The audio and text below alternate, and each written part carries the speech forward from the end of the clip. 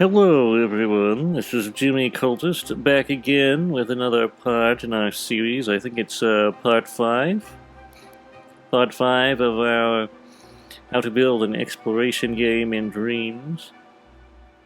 Today I'm going to be talking about a real simple solution for creating progression in games. We're going to start by going over here to this microchip.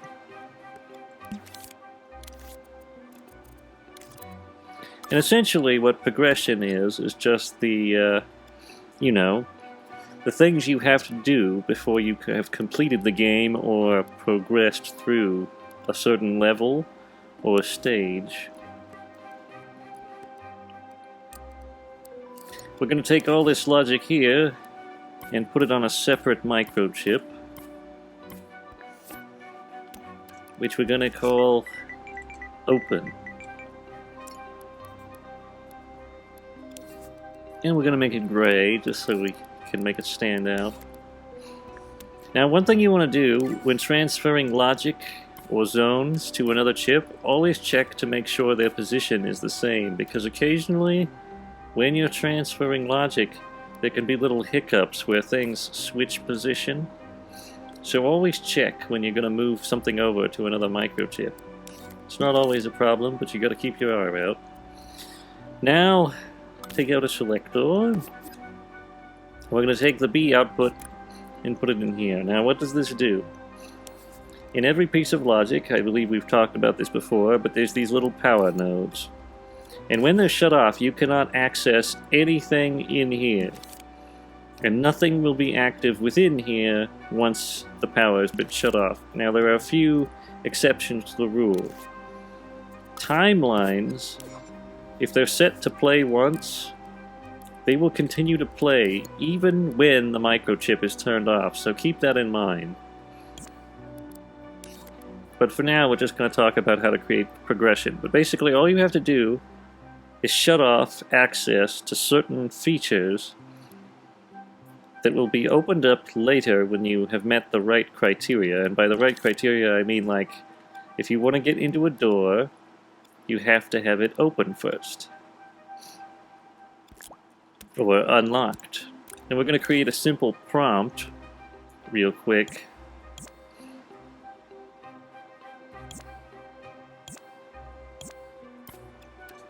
But basically all this is going to do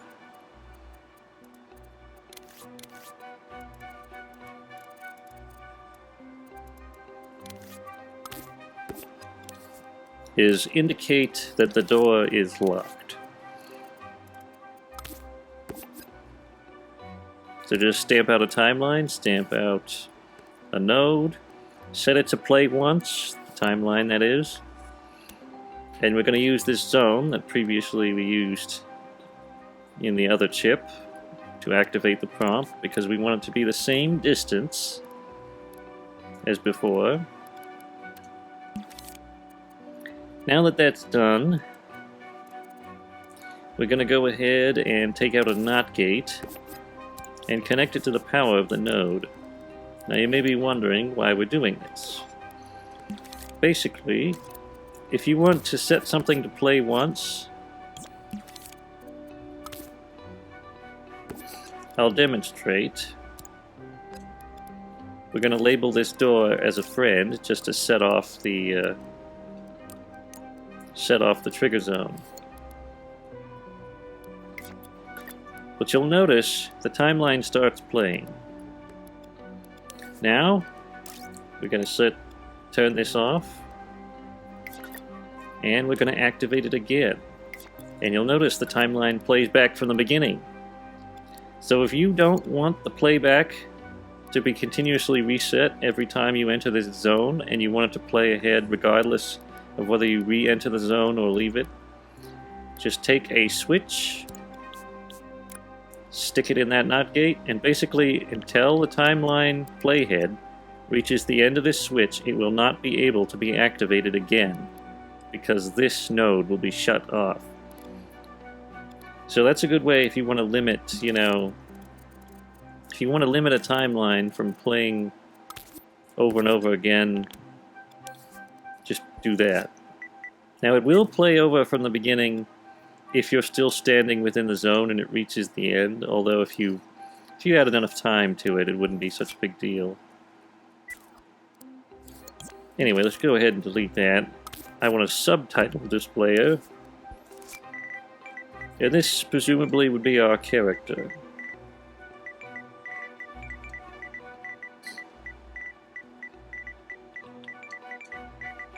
The door is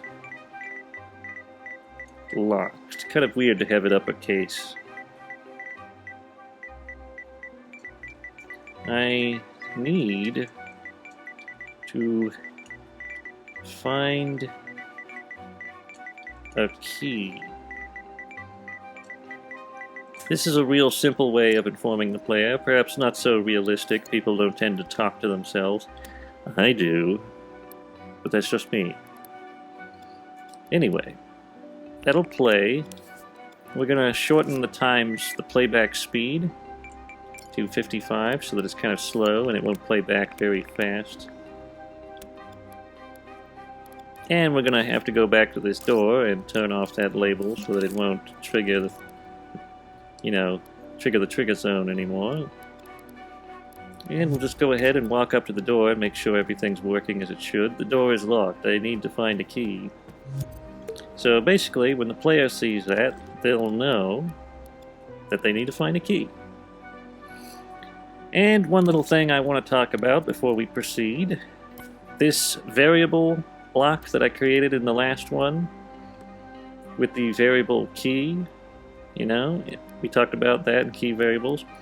There's something very important I would like to share about the nature of variables. Now, why did I put this on a block? I said I would explain that in the last video, and I'm going to explain it in this one. But basically, we're going to label this key 2.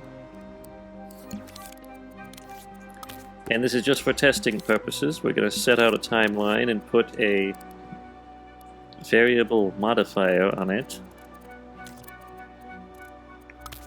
But this is to demonstrate something rather interesting. We're also going to delete the floor.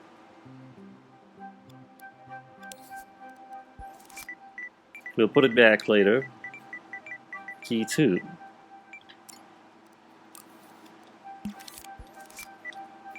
And we're going to just set the value number to 5, so that we'll have 5 within key 2, this variable right here, on the player. And it might be very natural for you to want to put these variables on the player logic chip with all the other logic. You're like, well, why not? It's the character's variables. Why put it on a separate thing? And I'd have to go back here and look for this block. Well, there's reasons why that's not such a big problem. First of all, you could group these two things, and it would affect nothing, except that you'd have to scope in once to get to the puppet, but that's not a big deal. And wherever you move the puppet, this would also be. So, not a real big issue, but there's another good reason why we do this. And real quick, I'm going to take out a number displayer so that we can have this reason demonstrated very clearly.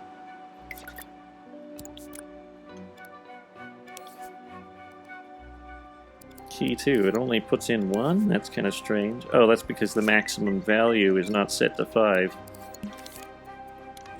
Always remember, you must have the maximum value set high enough that you can actually put the amount you want in. But anyway, there's our 5 points in key 2. And now, when we die, you'll notice that it resets to 0. Now, if this was a very important piece of logic in your game, like something that controlled your progression, that would not be ideal. Like if you collected 5 tokens to open a door, and then you died and they were reset to 0, that would be very bad. So this is why we put it on a separate block, away from the player. And even when you group them, and he dies, it still doesn't reset the timeline. Just so long as it's not, well, it doesn't reset the variable, I should say.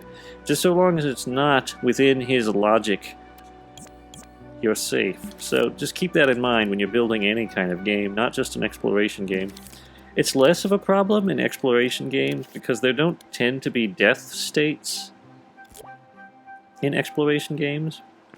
But just in case, I think you should know about this. That way you won't have your variables reset and not know why. Anyway, now we're going to get on to the main lesson, which is how to create progression. We've shut off the ability to open this door, and we're going to go ahead and move the key, which opens the door, into this room.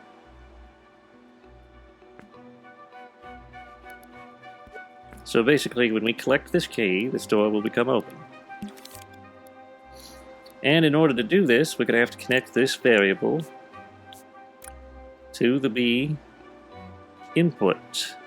That way, we'll turn this output off and turn this output on. Door's locked, I need a key. Just open up the door, I might have to change that sound effect. Now we have the key. We can open the door. And we've progressed. All that progression really boils down to in every video game is a certain state you must reach before you can go to the next level or, gain the next item. In some games, it's, enemies, like if you destroy the boss, you progress to a new level. In some games, it's collectibles. In point-and-click games, it's usually tied to items, like you need the key to the bell tower to get into the bell tower. And in a lot of ways, game progression is all about these things. Like, no matter what you're playing, if it's Mario or any other game, it's all about these little things that you pick up or discover or unlock, and it really creates the illusion of not just progression in a gameplay sense, but also story progression. It's like you're overcoming challenges along the way. And these items can sometimes be very, story specific, like the key might belong to your grandmother or something, and it's a big deal when you find it, So that's a big part of creating a game, and really it's very simple when you think about it in these terms. It seems very complicated when you're playing a game. You're like, oh, I have to collect this, and there's so many things here. But really all a game is a series of levels or locations and just little points of interest that you interact with to progress, or missions you have to complete, criteria you have to meet. It's very simple, and it makes it easier to understand when you think about it in these terms of off and on, next, and, that sort of thing. But anyway, that's about all I have to say today about progression. We're getting into the very simple aspects of gameplay progression, because I want to, keep it light for the people who are new to Dreams, but that's it for now.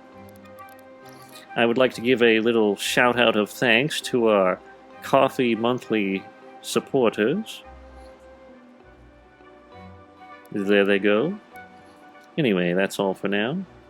If you enjoyed this video, don't forget to leave a like and subscribe to the channel. And don't forget to ring the notification bell so you never miss another video. If you wish to support our earnest insanity, you can check the links in the description to donate or buy merch. Until next time, goodbye.